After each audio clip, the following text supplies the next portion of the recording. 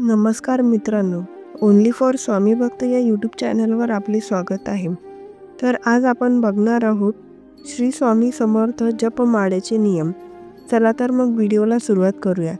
जपमाळ हातात घेतल्यावर प्रथम तिला वंदन करावे. पहिला. दुसऱ्या नंबरवर येते जप करताना उजव्या हाताच्या मधल्या पेरावर माळ ठेवून तिचे मणी आपल्याकडे ओढावे. तिसरा. माळेचे मणी एकमेकांवर आदळणार नाही याची काळजी घ्यावी. चौथा येते माळेचे मणी नेहमी गाठवलेले असावेत. पाचवा. जप करताना मेरू मणी येतात माळ उलटायची. सहावा. कोणत्याही परिस्थितीत मेरू मणी ओलांडून जप करू नका.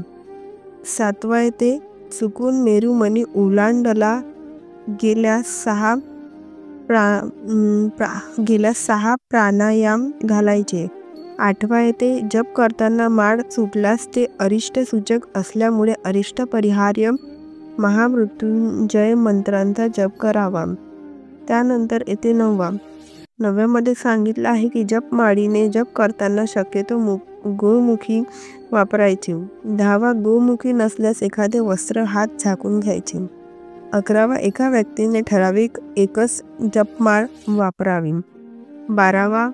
दुसऱ्या व्यक्तींची जपमाळ कधीही वापरू नका.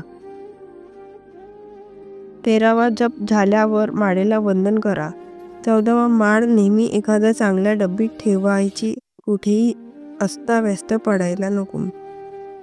15वा. एकाने वापरलेली माळ भेटवस्तू म्हणून दुसऱ्याला देऊ नयेत. 16वा. माळेचा जप करताना तोंड उत्तर किंवा पूर्वेकडे करायचे.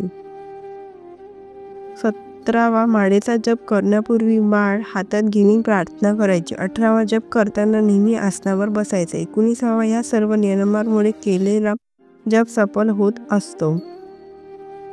व्हिडिओ शेवटपर्यंत बघितल्याबद्दल तुम्हा सर्वांचे खूप खूप आभार. व्हिडिओ आवडला असेल तर कमेंट करून नक्की कळवा आणि लाईक शेअर सबस्क्राईब करायला विसरू नका. धन्यवाद. श्री स्वामी समर्थ.